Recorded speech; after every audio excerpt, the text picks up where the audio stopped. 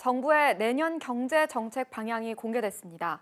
그런데 전망이 매우 우울합니다. 경제 성장은 1%대에 그치고 일자리 증가는 올해 8분의 1로 급감한다는 게 골자인데요. 정부는 수출, 투자 지원을 늘리는 한편 내수 진작 차원에서 대체 공휴일도 늘릴 계획입니다. 김동욱 기자입니다.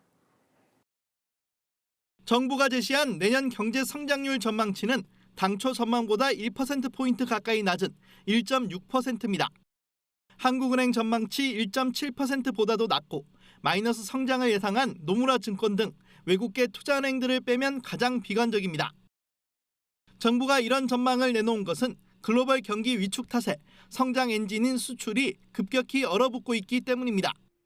올해 증가율도 기존 전망치 11%를 크게 밑도는 6.6%에 그치고 내년엔 아예 4.5% 줄 것이라는 게 정부 전망입니다.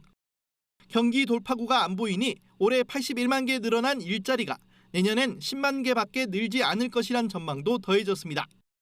주요국의 급격한 금리 인상 영향이 실물 경제 어려움으로 본격 전이되는 가운데 대외 의존도가 높은 우리 경제도 수출을 중심으로 하강 속도가 빨라지고 있습니다.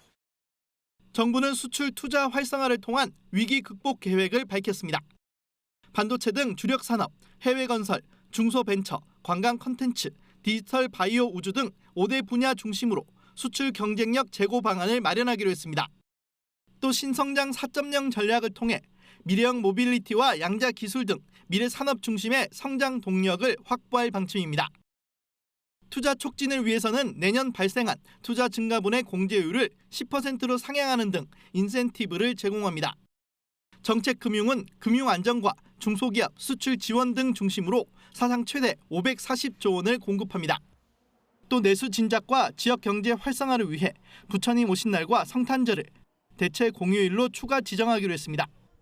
다만 정부가 건전 재정 기조를 유지하고 있고 한은도 긴축 정책을 이어가고 있는 만큼 돈을 풀어 경기 부양에 나서는 데에는 한계가 있습니다. 연합뉴스 TV 김동욱입니다.